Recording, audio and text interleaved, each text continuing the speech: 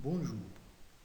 Nombreuses sont les plateformes numériques qui vous offrent, mes chers lycéens, la possibilité de suivre votre étude de l'œuvre intitulée Le dernier jour d'un condamné.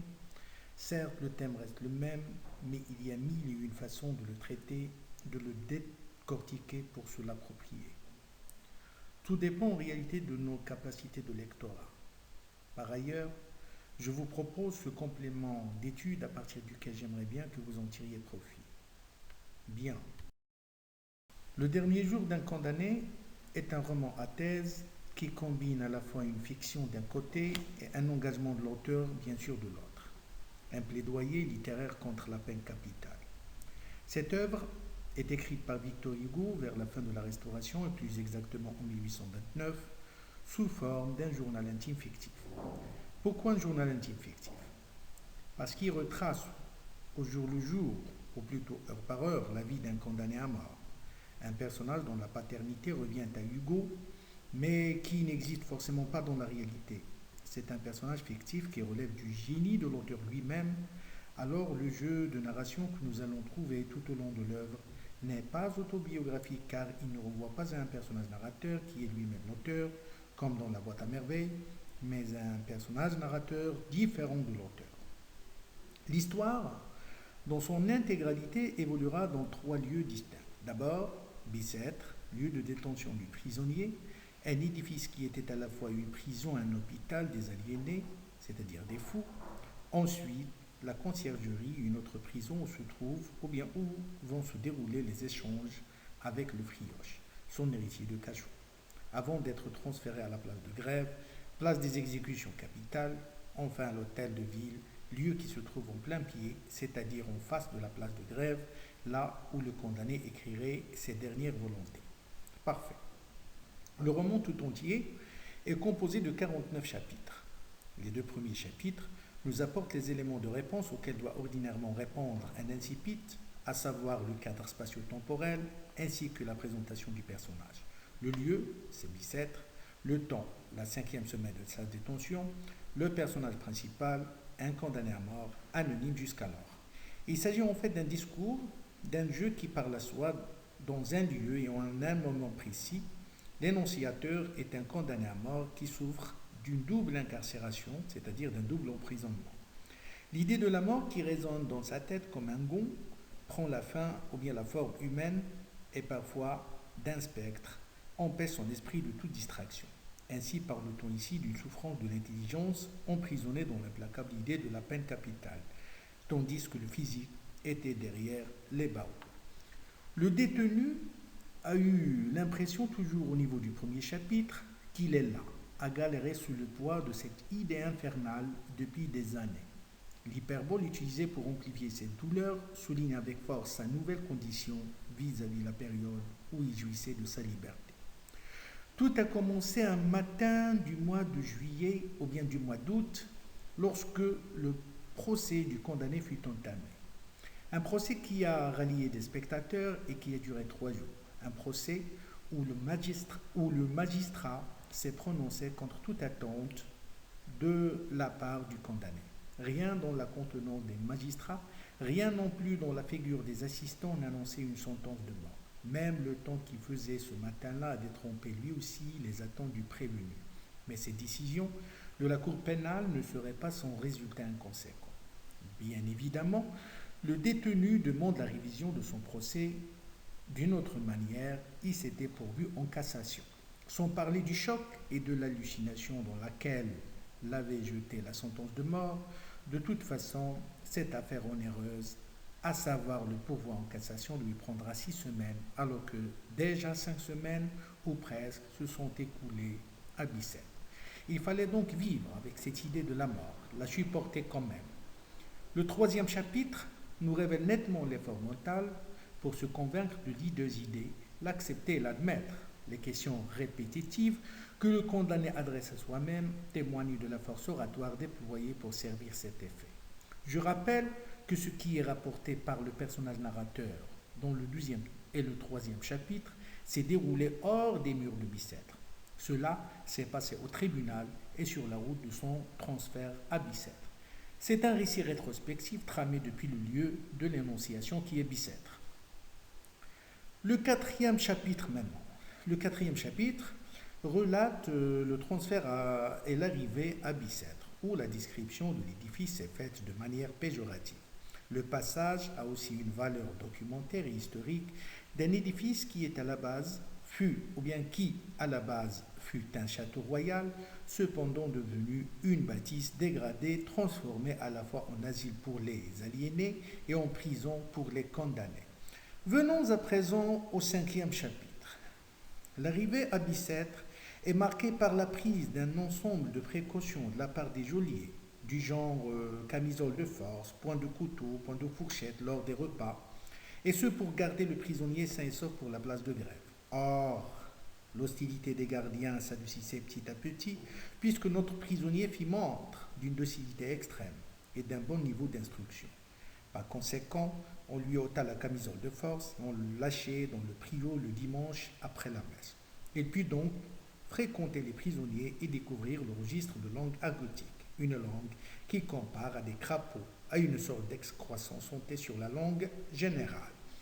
Vous remarquez, mes chers lycéens, que les premiers chapitres ne nous ont pas fourni autant d'informations quant à la présentation du personnage principal, mais nous devons, nous, lecteurs, mobiliser notre imagination pour nous faire une image de ce personnage principal au fil de notre lecture de l'œuvre. Par exemple, on peut déduire à partir de ce chapitre, qui est le cinquième, que le condamné est un homme instruit, raffiné par l'éducation, qui fait sa messe le dimanche et qui n'a aucune connaissance de la langue argotique. Vous notez aussi que les cinq premiers chapitres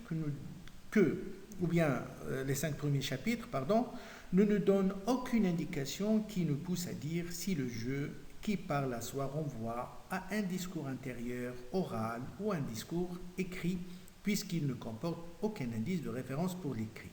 Les chapitres 6 et 7 lèvent l'ambiguïté entre le dire et l'écrire, puisqu'ils mobilisent un champ lexical de l'écriture. L'écriture de son journal de ses souffrances justifie par là même le genre du texte, un journal intime fictif auquel nous avons affaire. Cette écriture ne serait pas, au sens du diariste, gratuite, puisqu'elle lui servira comme un moyen pour distraire ses souffrances, en plus une écriture porteuse d'un enseignement à ceux qui condamnent, à moins que les feuillets de ses mémoires ne se perdent dans le priot un jour de vent et de pluie. Dans la profusion des sentiments et des sensations d'épouvante et d'angoisse, le détenu se mit à compter ce qui lui reste. Ça, c'est rapporté dans le chapitre 8.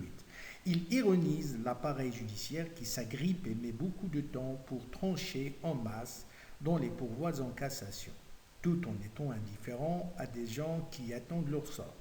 C'était jeudi et il lui reste toujours 3 jours. Il n'ose compter car le temps qui lui reste à vivre agit comme un étau qui se serre pour ainsi écraser son esprit, un esprit itérativement bouleversé. Au chapitre 9, le condamné vient de faire son testament et pense fermement à sa fille qui lui fait tant de mal. Dans ce chapitre, le condamné dénonce la justice qui juge implicitement la famille du condamné, l'ironie employée pour railler la guillotine est fort chère, est en réalité construite pour ironiser une justice qui privera et le condamné et sa famille de tous les biens, dont le bien principal du condamné, à savoir sa vie. Il n'y a rien de plus cher que la vie. Ainsi, pour échapper à l'obsession du temps, à l'obsession de cette relation avec le temps que le condamné a développée dès son arrivée à Bicêtre, il s'est mis à décrire son cachot.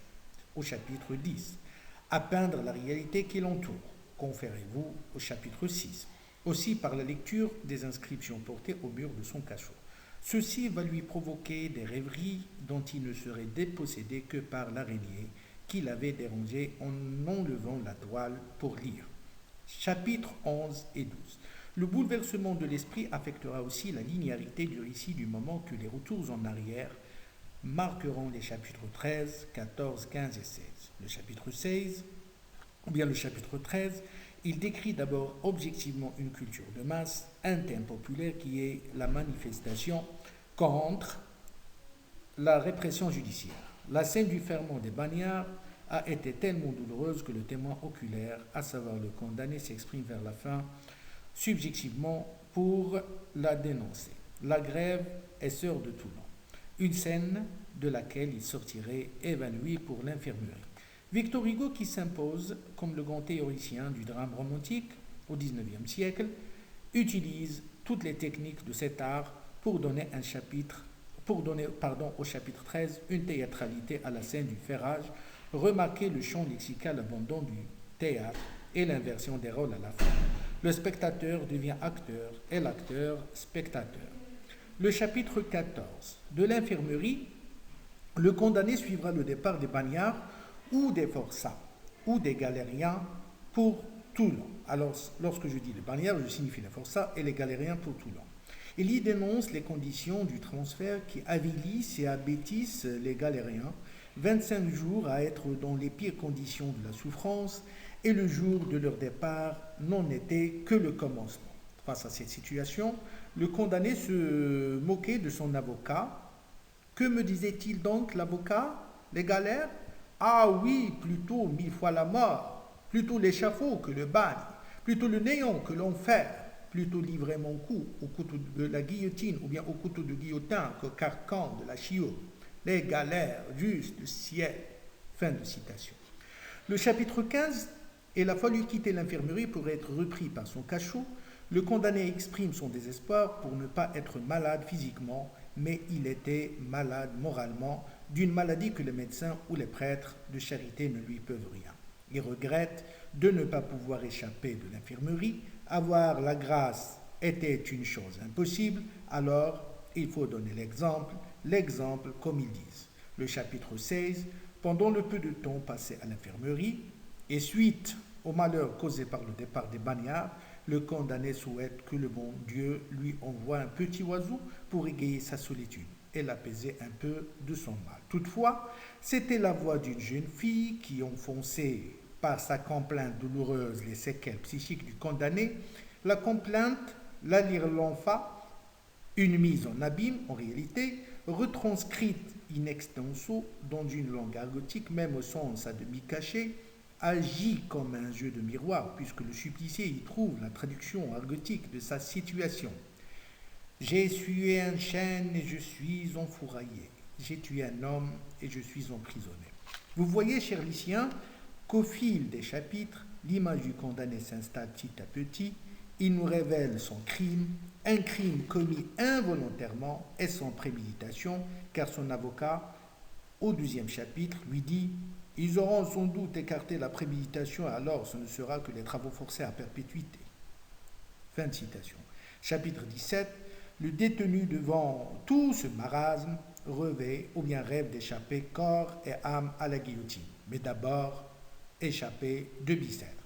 Un rêve qui se fracasse contre les murs du cachot qui l'entoure et se transforme en pire désillusion. Les structures syntaxiques montrent bien l'irréel du présent, le présent du condamné, de son présent avec l'emploi des hypothèses si plus imparfait, plus conditionnel.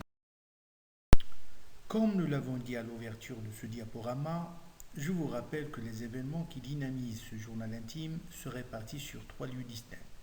Bicêtre, la conciergerie et la place de grève ou l'hôtel de ville. Vous saurez à la fin pourquoi je parle de l'hôtel de ville que de la place de grève. Donc, 3 pas ou dire du prisonnier, ou alors je préfère à ce stade de l'analyse l'emploi de 3 actes. Pourquoi justement cet emploi? Car dès la proclamation du verdict, on est déjà parachuté par l'auteur dans la chronique d'une mort annoncée. Alors il s'agit d'une tragédie qui était portée au début au niveau d'un drame, puisque dans les 17 chapitres datant à Bicêtre, l'espoir du condamné pour la vie se liait à la décision de la Cour de cassation. Or, au 18e chapitre, cet espoir sera anéanti par l'entrée solennelle du guichetier, une entrée annonciatrice du jour de l'exécution, alors que 6 heures du matin vient d'être indiquée par l'horloge de la chapelle. Rien que la contenance du garde de proximité laisse le condamné deviner le rejet de son pourvoi en cassation. D'ailleurs, la visite du directeur de la prison lui-même lui apporte la confirmation, bien sûr, du jour de son exécution, au chapitre 19. Elle sera suivie par d'autres, à savoir la visite du prêtre, et puis encore du directeur accompagné cette fois-ci de l'huissier qui lui lut l'arrêt de son exécution en ce jour-là sur la place de grève, ce qui était une confirmation officielle, chapitre 21. Mais quel était l'impact de cette visite sur la psychologie du supplicié? Et l'on fut écervelé, étourdi, l'esprit complètement engourdi. Elle l'avait jeté dans une horrible anxiété, puisque, comme nous venons de le dire, elle lui coupe le cordon qui l'attache à cette lueur d'espoir pour la vie qui se manifeste dans son pourvoi en cassation. Je suis calme maintenant, tout est fini, bien fini. Je suis sorti de l'horrible anxiété où m'avait jeté la visite du directeur, car je l'avoue, j'espérais encore, maintenant, Dieu merci, je n'espère plus. Fin de citation. De toute manière, le condamné n'a pas à se plaindre du directeur, ni du guichetier, malgré les terribles et ignominieuses impressions que lui provoquait Bicêtre sous toutes ses formes animées et non animées dès son arrivée là. Au contraire, elle s'apitoie sur son sort tout en s'interrogeant sur son avenir. Chapitre 20.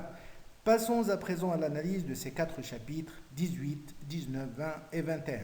Comme vous pouvez le constater, le titre de l'œuvre, Le dernier jour d'un condamné, se justifie quand s'installe dans le journal intime fictif des indices du jour de l'exécution du condamné à mort. Ce ton est annoté avec insistance au chapitre 19, par la répétition anaphorique de « c'est pour aujourd'hui », un chapitre dont la structure est en boucle. Cet effet d'insistance met en place une chaîne du ton qui s'apparente à l'accomplissement d'une tragédie. Des indicateurs temporels indiquant l'heure à partir du chapitre 18. Pendant que j'écrivais tout ceci, ma lampe a pâli et le jour est venu. L'horloge de la chapelle a sonné 6 heures. Fin de citation. Ou encore, au moment où 6h30 sonnaient, non, c'était moins le quart, au chapitre 20. Ou encore, j'aurai l'honneur de venir vous chercher dans une demi-heure, lui dit l'huissier au chapitre 21, c'est-à-dire à venir le chercher à 7 heures, comme l'indiquera le récit rétrospectif qui y est ancré au discours du condamné au niveau du chapitre 22. 7h30 sonnait lorsque l'huissier s'est présenté de nouveau au seuil de mon cachot. Fin de citation. Tous ces indications temporelles, ou bien tous ces indicateurs temporels, indiquant l'heure apportent une précision réaliste dans la trame du récit. Victor Hugo, par la liberté donnée à son personnage narrateur, détermine le rythme de son récit. Il en fait des retardements. Prenons à titre d'exemple le chapitre 21, auquel vous devez vous référer à l'instant. Remarquez en effet l'utilisation de « voici ce qui vient de se passer ». Cette citation nous révèle clairement par l'emploi du présentatif « voici » et par la valeur temporelle du verbe passé qu'il s'agit d'un récit rétrospectif ancré dans le discours du diariste. Un retardement dans le discours narratif, chose que l'on rencontrera certainement dans les chapitres à venir. J'attire votre attention pour vous dire, mes chers amis, que c'est à partir de ces jeux avec la durée que nous serons conduits vers le dénouement. Maintenant, le premier pas est fait, c'est-à-dire que notre condamné à mort a quitté Bicêtre à 7h30, accompagné du prêtre chargé de sa consolation, de l'huissier dont le devoir a été de l'informer du rejet de son pourvoi aussi, de le conduire à la place de grève et de 6 autres hommes, ou bien de 6 autres hommes de renfort pour sa garde. En tout 8 hommes pour 1. Mais avant, une escale à la conciergerie où il passera 6h30 et qui est en fait le 12e pas, si vous me suiviez bien, sera obligatoire pour y remplir les dernières formalités de l'exécution. Le chapitre 22, il relate bien l'arrivée à la conciergerie à 8h30. Alors, le condamné à mort se trouve du coup dans un nouvel espace d'écriture de son journal intime, comme le montre dans le texte l'indication du lieu de la conciergerie, où il se retrouve aussi avec de nouvelles sensations et de nouvelles péripéties, pires encore que celles d'avant. Le voyage de Bicêtre à la conciergerie a valu la peine d'être conté par le diariste sous forme d'un récit rétrospectif, comme nous l'avons dit dans notre analyse. Le personnage narrateur voudrait, à travers le récit de son transfert, mettre en valeur l'étourdissement de l'esprit du condamné d'un côté et de l'autre l'indifférence de l'huissier. Un esprit paralysé par le rejet de son pourvoi et sur lequel glissent les paroles consolatoires du prêtre comme l'eau de pluie sur la vitre. Le chapitre 23 maintenant. Il met en relief la rencontre du Frioche, un condamné à mort, dans le registre de langue courant. Cette rencontre au niveau de la conciergerie a été fortuite pour les raisons qui font que certains procès-verbaux devrait être remplie avant de conduire chacun ou bien chaque prévenu à sa place. La mise en abîme ou bien le récit ancré du frioche dans le récit cadre est aussi une sorte de retardement narratif. Vous voyez bien, mes chers, que le romancier maîtrise bien le rythme de son récit. Ce récit du frioche retranscrit dans son intégralité, tout comme la complainte douloureuse, conférez-vous au chapitre 16, les deux dans un registre argotique afin d'exploiter les effets d'Amphigorie. La langue argotique est une langue inintelligible ni utilisée contre Marlowe et Philou, c'est-à-dire des méchants et des criminels. Le chapitre 23 approfondit les ressources littéraires de l'argot et l'utilise aussi pour des effets d'oralité. La question sociale s'est inscrite avec force dans la littérature du XIXe siècle et a développé le thème littéraire de la misère fauteuse d'infamie. Victor Hugo, dans son roman Les Misérables, réalisé en 1862, reprend pour son héros Jean Valjean le vol du pain qui conduit l'homme qui a faim au bagne, tout comme il en est pour le frioche dans le récit parabole à l'effet pathétique, et qui sert d'argument pour mieux faire apparaître la misère comme étant une circonstance atténuante du crime. De plus, la peine de mort n'est pas dissuasive du moment que le récit du frioche nous montre qu'il est fils d'un bon voleur, pendu à l'époque où régnait la potence. Et pourtant, ce fils, malgré la misère et le regard que lui portait la société, rallie le cercle des voyous et des criminels. Le chapitre 24. La rencontre du frioche fait surgir chez le condamné les mauvais sentiments de vengeance, puisqu'il lui a pris sa redingote et ses vêtements par force. Je ne lui ai pas laissé prendre ma redingote par insouciance ou par charité, non, mais il était plus fort que moi.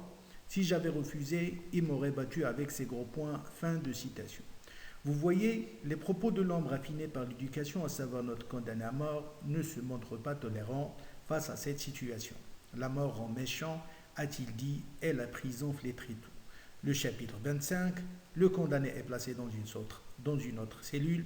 Il demande des outils pour continuer l'écriture de son journal intime. Le chapitre 26. Dans cette partie de l'œuvre, le supplicié plaint sa fille Marie de 3 ans. Il s'adresse à elle en employant des apostrophes du genre « Oh, ma pauvre petite fille, encore 6 heures et je serai mort ». Le condamné s'exprime en termes de brisure pour expliquer à sa fille ce qui va devenir. Il utilise les figures de l'image « je serai quelque chose d'immonde » pour s'assimiler à une ordure, à une souillure. Le supplicié est effrayé que cela puisse souiller la réputation de sa fille quand elle serait grande. Et quand elle sera grande, si elle va jusque-là, que deviendra-t-elle? Son père sera des souvenirs de peuple de Paris. Elle rougira de moi et de mon nom. Fin de citation. Le supplicié, en plaignant sa fille, eut un bruit sourd dans la tête. Il ne croit pas que c'est lui qui doit passer ce soir, alors il se focalise sur son sort. Devenant égoïste, l'emploi répétitif du moi pour plaindre sa personne. Le chapitre 27. La pensée du supplicié est fixée sur un objet. Cet objet est bel et bien la guillotine. L'utilisation des expressions comme le nom de la chose ou la combinaison de ces 10 lettres ou encore et le médecin qui a inventé la chose avait un nom prédestiné a été pour prendre de la distance d'un objet qui pour lui constitue une source de souffrance et de représentation aussi sinistre que tragique. Tout cela a été écrit à partir de 10 heures. Le chapitre 28. En fixant sa pensée sur la guillotine, le narrateur, dans un récit encore rétrospectif, je l'ai cependant entrevu une fois, fin de citation, il se rappelle d'avoir entrevu la guillotine un jour vers 11 heures. Dans l'effroi et la souffrance de ce souvenir, une horloge qui sonna 11 heures le ramène à la réalité. Cette fois, il ne détournera pas la tête. Chapitre 29. Le condamné acclame sa grâce, il marchande avec son destin, les galères auxquelles a préféré la mort et qui pour lui furent une indignation. Que dites-vous là donc, monsieur? Plutôt 100 fois la mort. Chapitre 2. Dans un autre chapitre, il dit 1000 fois la mort. Tandis que maintenant, et à mesure que le terme de sa vie approche, le supplicié veut se réconcilier avec la vie en espérant les galères desquelles il se sentirait indigné. Je veux bien les galères, 5 ans de galères et que tout soit dit, ou 20 ans ou à perpétuité avec le fer rouge, mais grâce de la vie, Un forçat, cela marche encore, cela va et vient, cela voit le soleil. Fin de citation. La suite des chapitres 26 à 29 formule l'éruption du tragique en termes de brisure, d'effroi et d'égarement et souligne le pathétique des vains propos du condamné. On s'éloigne du plaidoyer pour entrer dans le discours de l'agonie mentale. Le recours aux mots du diariste dans ces chapitres apparaît comme une tentative de mise à distance de l'intolérable épreuve. Le chapitre 30. En ce moment de la tragédie où l'esprit du supplicié est complètement égaré, le prêtre chargé de consoler le condamné est revenu, mais notre homme le trouve simple et plat. Rien de senti, rien d'attendri, rien de pleurer, rien d'arraché de l'âme, rien qui vint de son cœur pour aller au mien, rien qui fut de lui pour aller à moi. Fin de citation.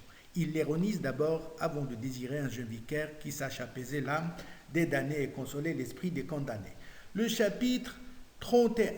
Il est marqué par la visite d'un sous-architecte qui venait d'apprendre des mesures car des remaniements d'ordre architectural seront faits dans 6 semaines. Il raille le condamné tout en restant indifférent à ses souffrances. Le sous-architecte est modèle de la société parisienne contre qui le narrateur n'a cessé d'aiguiser ses flèches d'ironie. Le chapitre 32. Venons à la chose ridicule maintenant. Un gendarme de relève vient de remplacer un autre de garde. Le condamné lui en fait le portrait physique et moral. D'autres caractéristiques se dégagent de son dialogue. Alors que le supplicié était abîmé dans les pensées de son esprit troublé, le gendarme lui demande une faveur en s'attardant sur ses petites misères. Le supplicié y voit renaître un espoir pour échapper à la guillotine. Malheureusement, son tour sera trop vite déjoué. Le gendarme stupide représente lui aussi, comme le sous-architecte, dans le chapitre précédent, un élément du peuple de Paris qui, au lieu de penser égoïstement à sa misère, il devait penser à la misère des condamnés à mort. La fin du chapitre 32 traduit le désespoir total du condamné après le rebondissement que lui auraient donné les vains propos du gendarme de la relève. Je me suis rassis, muet et plus désespéré de toute l'espérance que j'avais eue. Fin de citation. Le chapitre 33. La consolation que le prêtre n'a pas réussi à transmettre au supplicié, il la chercha dans les souvenirs d'enfance et de jeunesse. Des souvenirs très doux avec Pepa, la petite espagnole, à la tonalité lyrique, pour ainsi prendre de la distance de l'épreuve tragique. J'ai fermé les yeux et j'ai mis les mains dessus et j'ai tâché d'oublier le présent dans le passé. Fin de citation.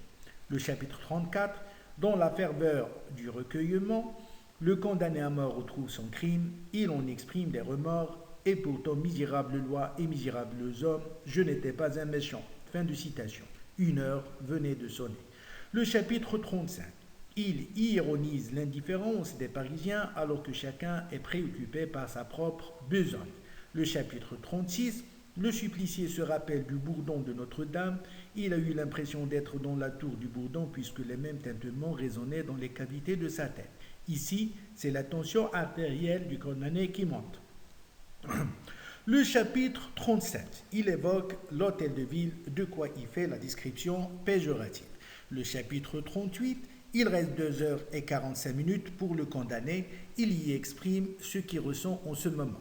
C'est des douleurs à la fois psychiques et physiques, du genre une violente douleur de tête, des reins froids, le front brûlant ou encore j'ai des tressaillements convulsifs ou des yeux me cuisent comme si j'étais dans la fumée. J'ai mal dans les coudes. Fin des citations.